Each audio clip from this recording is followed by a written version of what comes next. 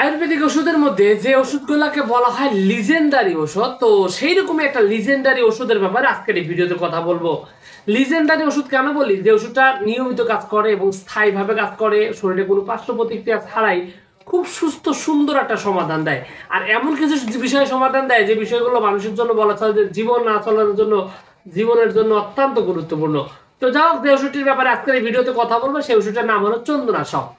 চন্দনাশক মূলত এটা মেহরোগের জন্য বলা চলে যে একটা অদ্বিতীয়, একটা গুরুত্বপূর্ণ পারফেক্ট একটা ঔষধ। এই চন্দনাশক, এই ওষুধটি আপনার যে সমস্ত রোগের জন্য কাজ করে তার মধ্যে সবার আগে সর্বপ্রথম যার নাম আসবে তার নাম হলো মেহরোগ। মেহরোগ আসলে অনেকেই বুঝেন না, এটা সহজ বাংলা নাম, ইংরেজি হলে বুঝে দিতেন অনেকেই। তো সেক্সুয়ালি যে রোগগুলো রয়েছে তাকে আপনার মেহরোগ বলা হয়।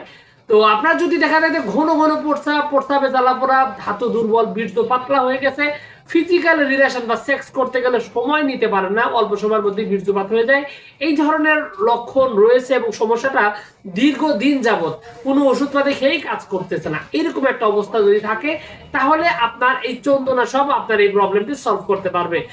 এছাড়াও যদি দেখা যায় যে আপনার প্রস্রাবে জ্বালা পোড়া রয়েছে, প্রস্রাবটা ক্লিয়ার হচ্ছে না, প্রস্রাবটা আটকে আটকে হচ্ছে, থেমে থেমে হচ্ছে, একদম যে পারফেক্টলি একদম প্রপার যে প্রস্রাবটা হওয়ার কথা সেরকম ভাবে প্রস্রাবটা হচ্ছে না, এবং মানে প্রস্রাবের দুর্গন্ধ রয়েছে, প্রস্রাবের সাথে সুগার যায়, ক্ষয় যায়, এই ধরনের লক্ষণ থাকলেও দেখা যায় যে আপনার এই চন্দনাশক ব্যবহৃত হয় এবং এটা একটা প্রধানতম ঔষধ। ভিডিওর এই পর্যায়ে একটা বিষয় বলে দিই, যেখানে আমি আসলে ঔষধ পরিস্থিতির ব্যাপারে কিন্তু কথা বলছি।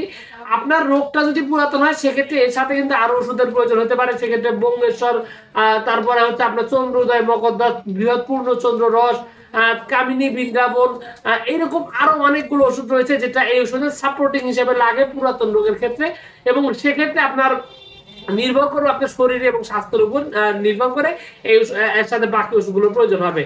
তবে এই চন্দনাশক আয়ুর্বেদিক ওষুধের মধ্যে আপনার যদি এই সমস্ত মেহরোগের পাশাপাশি প্রস্রাবের যে কোনো ঝামেলা ঘাপলা যদি থাকে সেটা কিন্তু সমাধান করে। এছাড়াও এটা হজমিকারক হিসাবেও ব্যাপক রকমের সুনাম রয়েছে, মানে যাদের হজম হয় না, খাদ্য ঠিকঠাক মতো হজম হয় না, খাবার খেতে পারেন না ঠিক মতো, এই ধরনের সিমটম যাদের রয়েছে তাদের ক্ষেত্রেও কিন্তু আপনার এই চন্দনাশক বলতে পারেন যে একটা অদ্বিতীয় মহা ওষুধ, খুব সুন্দরভাবে এই প্রবলেমটি সলভ করে।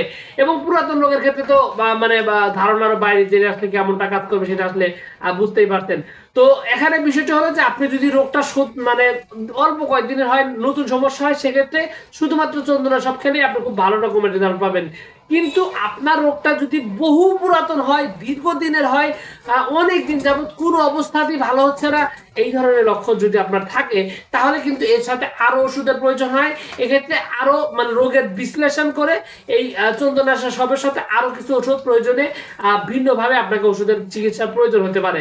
এর জন্য আমি যে বিষয়টা বলতে চাই সেটা হলো যে আপনার যদি পুরাতন এবং জটিল অবস্থায় থাকেন তাহলে আপনাকে একজন অভিজ্ঞ আয়ুর্বেদিক ডাক্তারের সাথে কথা বলতে হবে, এবং কথা বলে তারপর সঠিক ওষুধ যাচাই বাছাই করে নিয়ে তারপরে আপনি যদি প্রয়োগ করেন তাহলে দেখবেন যে আপনি একটা স্থায়ীভাবে একটা সুস্থ সুন্দর একটা সমাধান আপনি পেয়ে যাচ্ছেন, কোনো ধরনের কোনো পার্শ্ব প্রতিক্রিয়া ছাড়াই।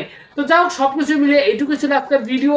আশা করছি পুরো তথ্য আপনার কাছে অনেক অনেক বেশি ভালো লেগেছে। আর যদি থাকে অবশ্যই ভিডিওটিতে একটি লাইক দিন, আর চ্যানেলে যদি প্রথমবার এসে থাকেন অবশ্যই চ্যানেলটি সাবস্ক্রাইব করবেন। কোনো প্রশ্ন, কোনো মতামত অথবা কোনো যদি কোনো অভিযোগ থাকে তাহলে অবশ্যই কমেন্টস করে জানাতে পারেন।